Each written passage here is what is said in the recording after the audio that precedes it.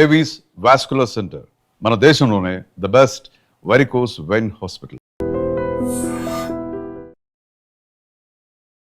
నమస్కారం, welcome to ఐడ్రీప్. నేను మీ ఝాన్సీ.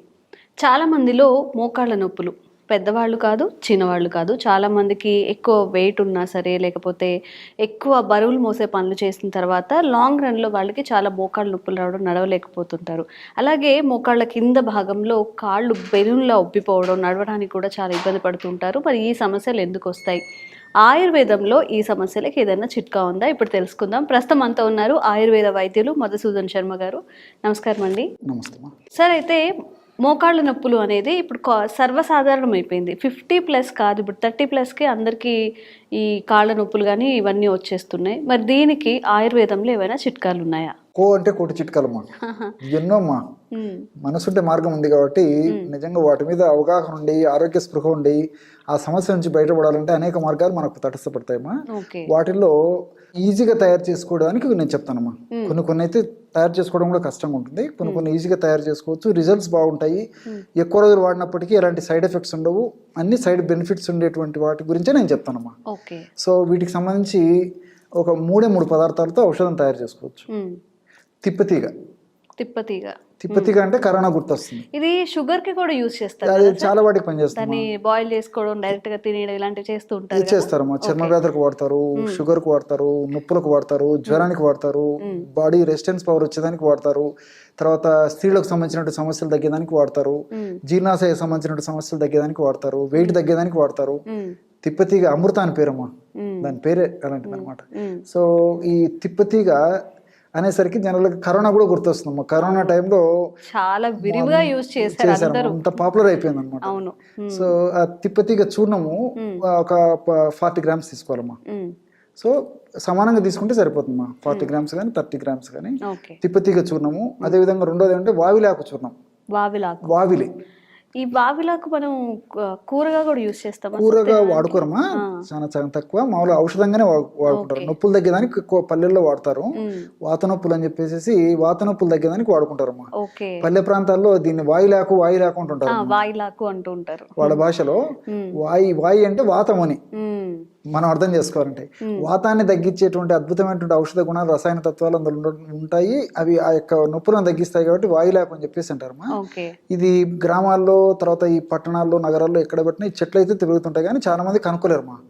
ఈ వావిలాకు పౌడర్ మనకు మార్కెట్లో దొరుకుతుంది. సో వావిలాకు పౌడర్, శొంఠి పొడి అన్ని సమానంగా తీసుకోవాలమ్మా.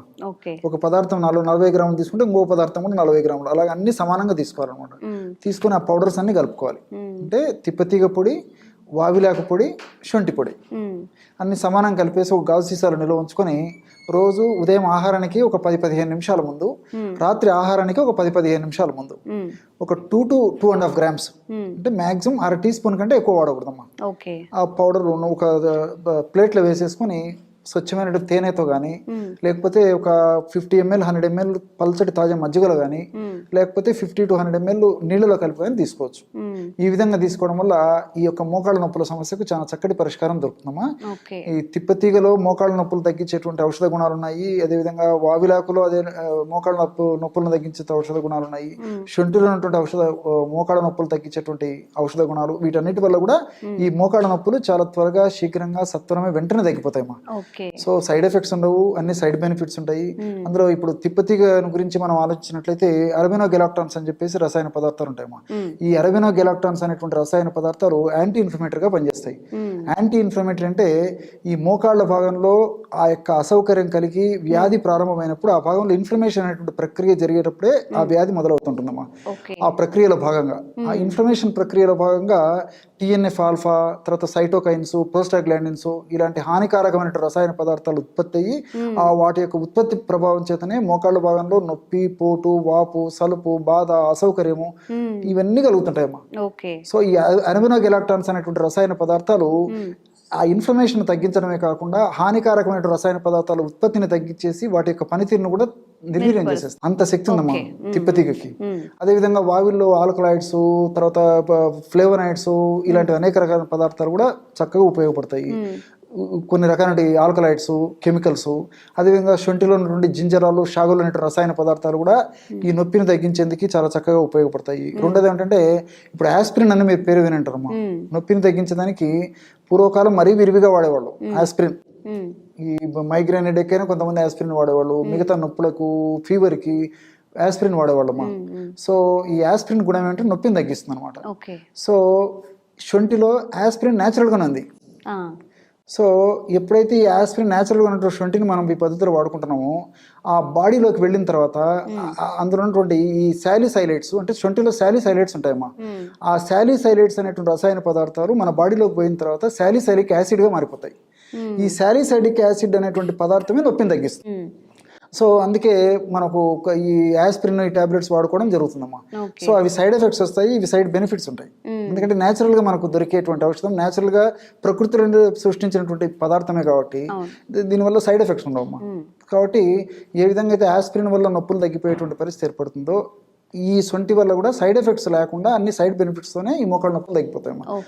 మోకాళ్ళ భాగంలో నొప్పి ఉన్న ఎలాంటి అసౌకర్యమైనప్పటికీ, అంటే మోకాళ్ళ భాగంలో గుజ్జు తక్కువగా ఉండడం వల్ల కానీ, లేకపోతే మోకాళ్ళ భాగంలో ఈ కార్ట్లేజ్, అదే చెప్పాను కదమ్మా, దాని నుంచి స్రావాలు సరిగా ఉత్పత్తి కాకపోయినా, సైనోవియల్ ఫ్లూయిడ్ సరిగా ఉత్పత్తి కాకపోయినా, కండరాలు బిగదీసుకొని పోయినా, తర్వాత కండరాల భాగంలో రక్త సరఫరా సరిగ్గా లేకపోయి మరి ఆ సమస్య వచ్చినా, ఇలాంటి అన్ని సమస్యలను చెక్ పెట్టేందుకు నేను చెప్పినటువంటి ఔషధం చాలా చక్కగా పనిచేస్తుందమ్మా.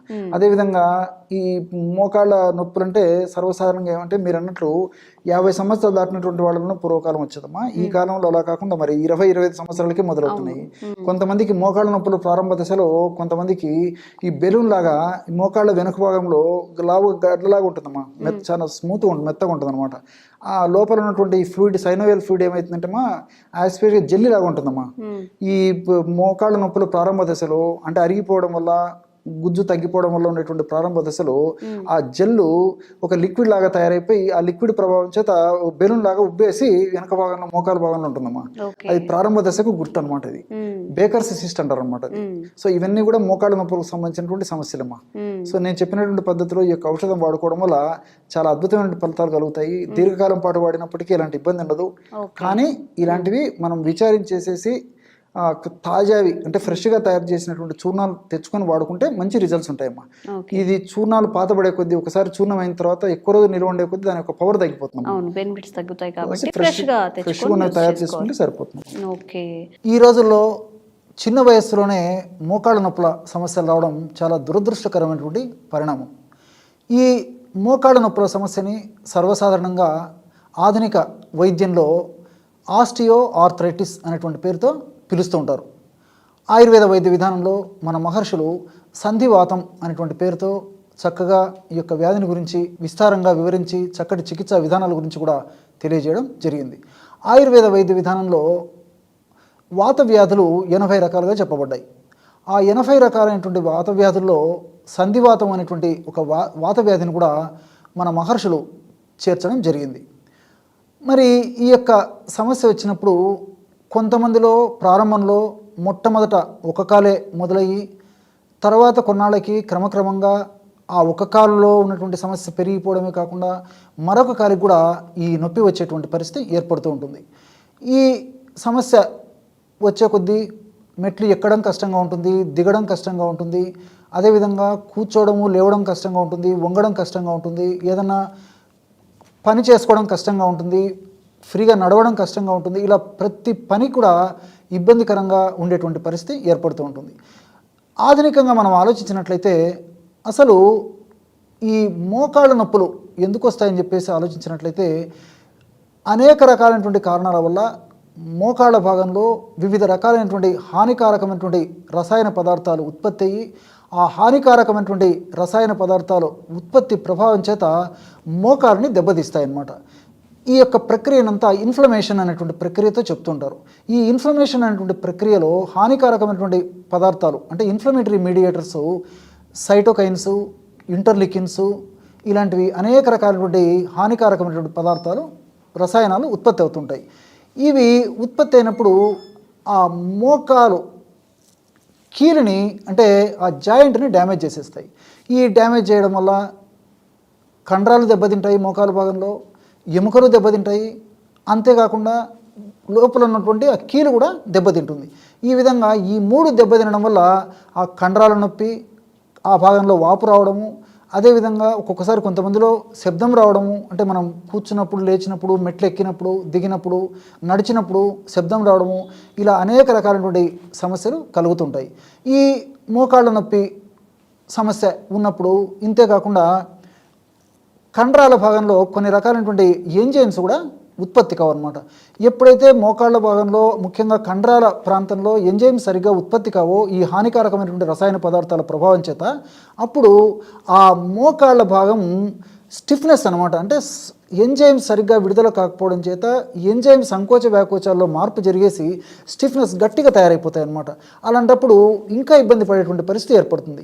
ఈ యొక్క సమస్య అధికంగా వయస్సు ఉన్నటువంటి వాళ్ళలోనూ, అంతేకాకుండా ఈ చలికాలంలోనూ కూడా అధిక బరువు ఉన్నటువంటి వాళ్ళలోనూ, వీళ్ళలో కూడా మరీ ఎక్కువగా ఉండేటువంటి పరిస్థితి ఏర్పడుతూ ఉంటుంది. ఈ సమస్య ఉన్నప్పుడు అనేక రకాలైనటువంటి ఔషధాలు డాక్టర్ల పర్యవేక్షణ లేకుండా పెయిన్ కిల్లర్స్ అంటే నొప్పి నివారణ మాత్రలు చాలా రకాలుగా వాడుతుంటారు.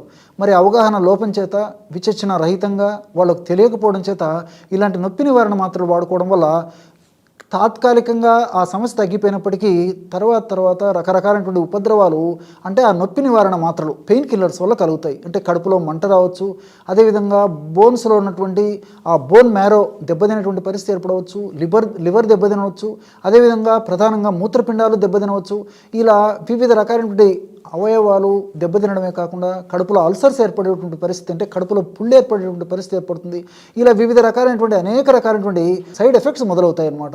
కాబట్టి డాక్టర్ల పర్యవేక్షణతో కొన్నాళ్ల పాటు డాక్టర్ల సలహా మేరకే కొన్నాళ్ళు మీరు ఈ యొక్క ఆధునిక కృత్రిమ రసాయన ఔషధాలు నొప్పులకు సంబంధించి వాడుకోవచ్చు. కానీ మీకే మీరు వాడడం ఏమాత్రం క్షేమదాయకం కాదు, ఆరోగ్యదాయకం కాదు, ఆమోదయోగ్యం అంతకన్నా కాదు.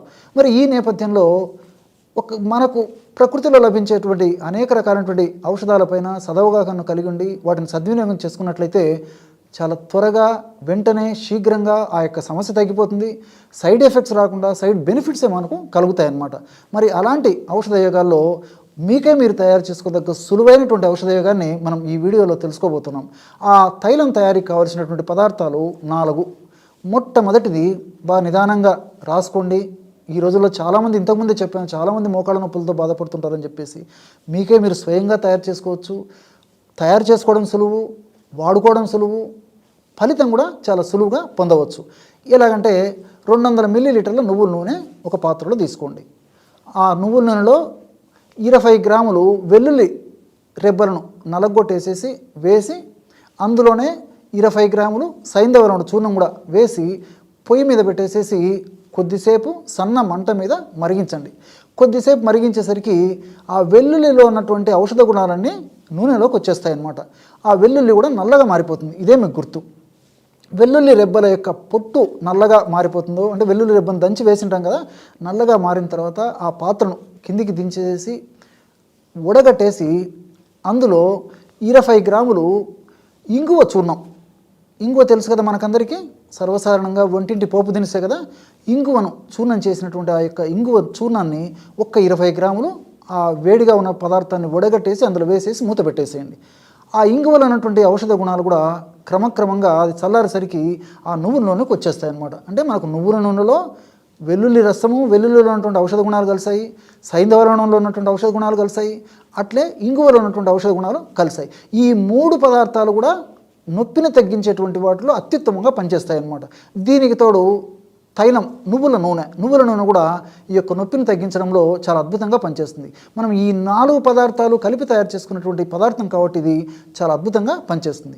ఈ విధంగా ఆ యొక్క తైలాన్ని తయారు చేసుకున్న తర్వాత ఆ యొక్క తైలాన్ని చల్లారిన తర్వాత ఒక గాజు సీసాలో నిల్వ ఉంచుకొని రోజు ఉదయం ఒక్కసారి, సాయంత్రం ఒక్కసారి తగినంత ఈ నూనెని తగినంత తీసుకొని మోకాళ్ళ భాగంలో తగినంత అప్లై చేసి సున్నితంగా మర్దన చేస్తూ ఉండాలి. ఇంతే. ఈ విధంగా సమస్య తీవ్రంగా ఉంటే రోజు 2 సార్లు చేయవచ్చు. సమస్య కొద్దిగా ఉంటే రోజు ఒక్కసారి కూడా చేసినా సరిపోతుంది. ఇక్కడ మీరందరూ కూడా మరొకటి గుర్తుంచుకోవాలి. ఈ రోజుల్లో ఆధునిక నాగరికత పుణ్యమని మన సంస్కృతి ప్రభావాల చేత, పాశ్చాత్య నాగరికత ప్రభావం చేత మరి ఈ రోజుల్లో వ్యాధి లేని మనిషి లేడు అంటే అతిశయోక్తి కాదు. అంటే బీపీ అన్నా ఉంటుంది, గ్యాస్ట్రిక్ ట్రబుల్ అన్నా ఉంటుంది, అదేవిధంగా షుగర్ అన్నా ఉంటుంది, ఇతర అనేక రకాలైనటువంటి లివర్ సమస్యలను ఉంటాయి, కిడ్నీ సమస్యలను ఉంటాయి. ఇలా ప్రతిరోజు ఇంచుమించు ప్రతి ఒక్కరు కూడా కనీసం 3-4 రకాల మందులు వాడేటువంటి పరిస్థితి ఏర్పడిందనమాట. ఈ నేపథ్యంలో చాలామంది డాక్టర్ గారు ఈ నొప్పులతో బాధపడుతున్నాము, మళ్ళీ ఈ నొప్పులకు సంబంధించి కూడా మరి మందులు అంటే వాడడం కష్టమవుతుందేమని చెప్పేసి కూడా కొంతమంది బాధపడుతూ ఉంటారనమాట. మరి అలాంటి వాళ్ళు నొప్పి కొద్దిగా ఉండి ఒక కాలికే ఉండి కొన్నాళ్ళ నుంచే ఉందైతే కేవలం ఈ మందే సరిపోతుందన్నమాట. మన కడుపులోకి వాడవలసినటువంటి అవసరం కూడా లేదు. ఈ మందును వాడుకోవడం వల్ల నొప్పి, పోటు, సలుపు, బాధ ఇలాంటివన్నీ తగ్గిపోతాయి, కంఫర్టబిలిటీ వస్తుంది, సైడ్ ఎఫెక్ట్స్ ఉండవు, సైడ్ బెనిఫిట్స్ ఉంటాయి. కాబట్టి మరి ఇలాంటి సమస్యతో బాధపడేటువంటి వాళ్ళు ఎవరైనా ఉంటే ఈ ప్రకృతి ప్రసాదించినటువంటి ఈ యొక్క ఔషధాన్ని తయారు చేసుకొని వాడుకొని చాలా చక్కగా లబ్ధి పొందవచ్చు. తిప్పతీగతో మెరుగైన వైద్యం అనేటువంటి చక్కటి ఆసక్తికరమైనటువంటి అంశాన్ని గురించి తెలుసుకోబోతున్నాం. ఈ రోజుల్లో చిన్న వయస్సు నుంచే మోకాళ్ళ నొప్పుల సమస్య వేధిస్తూ, పీడిస్తూ, బాధిస్తూ రకరకాల ఇబ్బందులకు పెట్టేటువంటి స్థితి నాగరిక సమాజంలో నాగరికత పుణ్యం అని చెప్పేసి కలుగుతుంది. ఈ మోకాళ్ళ నొప్పులకు సంబంధించి ఆధునిక కృత్రిమ రసాయన ఔషధాలు వైద్యుల సలహా లేకుండా విచక్షణ రహితంగా విచ్చలవిడిగా వాడుకోవడం వల్ల ఉన్నటువంటి సమస్య తాత్కాలికంగా తగ్గిపోతున్నప్పటికీ దానివల్ల వివిధ రకాలైనటువంటి ఉపద్రవాలు కలిగేటువంటి అవకాశం ఉంది. కాబట్టి మరి వైద్యుల పర్యవేక్షణతో కొంతకాలం వాడితే సరిపోతుంది, కానీ దీర్ఘకాలం పాటు వాడడం మంచిది కాదు. ఈ మోకాళ్ళ నొప్పుల సమస్యని ఆయుర్వేదంలో మన వైద్యులు సంధివాతం అనేటువంటి పేరుతో చక్కగా ప్రస్తావించి చక్కటి చికిత్సా విధానాన్ని గురించి కూడా తెలియజేయడం జరిగింది. ఆధునిక వైద్యంలో ఈ సమస్యని ఆస్టియో ఆర్థరైటిస్ అనేటువంటి పేరుతో పిలుస్తుంటారు.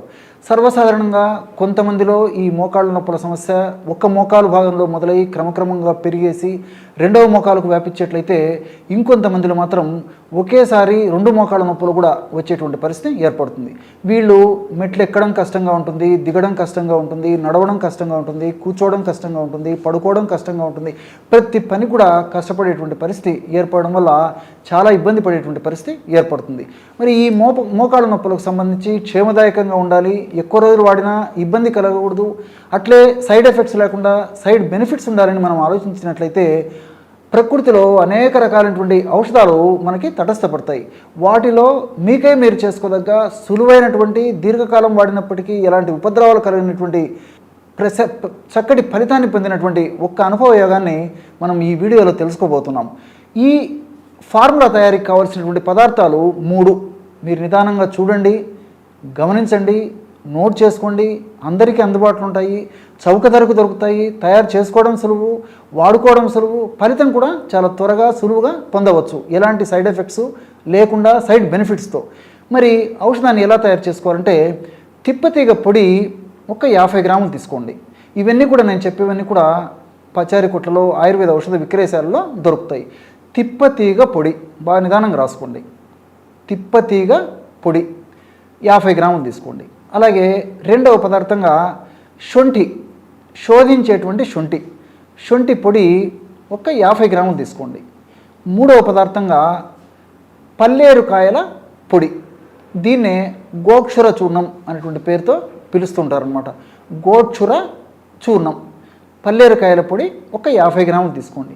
ఈ 3 చూర్ణాలు అంటే తిప్పతీగ చూర్ణము అంటే గుడుచి చూర్ణం అని కూడా అంటుంటారు అనమాట. ఈ తిప్పతీగ చూర్ణం 50 గ్రాములు, శొంఠి చూర్ణం 50 గ్రాములు, పల్లేరుకాయల యొక్క చూర్ణము 50 గ్రాములు, మొత్తం బాగా కలిపేయడం వల్ల 150 గ్రాముల ఔషధం తయారవుతుంది. దీన్ని ఎలా వాడుకోవాలంటే, రోజు ఉదయం ఒక్కసారి, అదేవిధంగా సాయంత్రం పూట మరొక్కసారి ఈ యొక్క ఔషధాన్ని కషాయ రూపంలో తయారు చేసుకొని వాడుకోవాలి. ఎలాగంటే 200 మిల్లీలీటర్ల నీళ్లు ఒక పాత్రలో తీసుకోవాలి. 200 మిల్లీలీటర్ల నీళ్ళల్లో 1/2 టీ స్పూను ఈ 3 పదార్థాలు కలిపి తయారు చేసుకున్నటువంటి చూర్ణాన్ని వేసేయండి. వేసి 1 లేదా 2 వెల్లుల్లి రెబ్బలు నలగొట్టేసేసి ఆ నీళ్ళలో కలిపేసేయండి. కలిపేసి పొయ్యి మీద పెట్టేసి సన్న మంట మీద, అంటే 200 మిల్లీలీటర్ల నీళ్లు తీసుకుంటాం కదా, 100 మిల్లీలీటర్ల నీళ్లు మాత్రమే మిగిలేటట్లు మరిగించి దించి వడగట్టి గోరువెచ్చగా ఉన్నప్పుడు అవసరమైతే అందులో తేనె, పటిక బెల్లం పొడి లేదా బెల్లం పొడి వేసుకొని తాగొచ్చు. లేని పక్షంలో కేవలం అదే కషాయాన్ని అలాగే గోరువెచ్చగా ఉన్నప్పుడు తాగితే సరిపోతుంది. ఈ విధంగా సాయంత్రం పూట కూడా ఇదే పద్ధతిలో తయారు చేసుకొని వాడుకోవాలి. ఈ విధంగా క్రమం తప్పకుండా ఈ యొక్క ఔషధాన్ని వాడుకోవడం వల్ల చాలా సమర్థవంతంగా ఈ ఔషధం పనిచేయడమే కాకుండా ఎలాంటి సైడ్ ఎఫెక్ట్స్ కూడా కలగవు అన్నమాట. అంతేకాకుండా తిప్పతీగలో అరబినోగెలాక్టోన్స్ అనేటువంటి రసాయన పదార్థాలు ఉంటాయి. ఈ అరబినోగెలాక్టోన్స్ అనేటువంటి రసాయన పదార్థాలు ఇన్ఫ్లమేషన్ అనేటువంటి ప్రక్రియని నిరోధిస్తాయి అన్నమాట. ఈ మోకాళ్ళ నొప్పుల సమస్య వచ్చినప్పుడు ఆ భాగంలో ఇన్ఫ్లమేషన్ అనేటువంటి ప్రక్రియ జరగడం వల్లనే మనకు నొప్పి, పోటు, వాపు, మంట, సలుపు ఇలాంటివన్నీ కూడా కలుగుతుంటాయి అన్నమాట. మరి ఈ తిప్పతీగలో ఉన్నటువంటి అరబినోగెలాక్టోన్ అనేటువంటి రసాయన పదార్థం మనం ఎప్పుడైతే వాడుకుంటున్నామో దీని ప్రభావం చేత ఆ యొక్క ఇన్ఫ్లమేషన్ ప్రక్రియని నిరోధించడమే కాకుండా నొప్పి, సలుపు, బాధ ఇలాంటివన్నీ కూడా తగ్గిపోతాయి. అంతేకాకుండా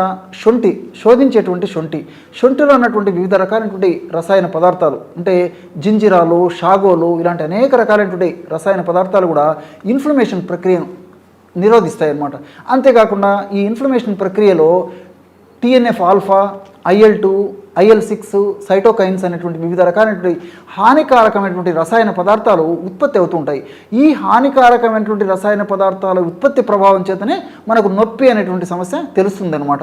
మరి ఈ హానికారకమైనటువంటి పదార్థాలు ఉత్పత్తి కావడం వల్ల నొప్పి అనేటువంటి సమస్య కలగడమే కాకుండా ఆ భాగంలో ఉన్నటువంటి ఆ టిష్యూ అంటే ఈ కండరాల కణజాలాన్ని కానీ, ఎముకల కణజాలాన్ని కానీ, అట్లే కీళ్ళ కణజాలాన్ని కానీ దెబ్బతీసేటువంటి పరిస్థితి ఏర్పడుతుంది. మరి ఈ శొంఠి వాడుకోవడం వల్ల ఆ హానికారకమైనటువంటి రసాయన పదార్థాల ఉత్పత్తి తగ్గిపోతుంది. దానివల్ల మనకి నొప్పి తగ్గిపోయేటువంటి పరిస్థితి ఏర్పడుతుంది.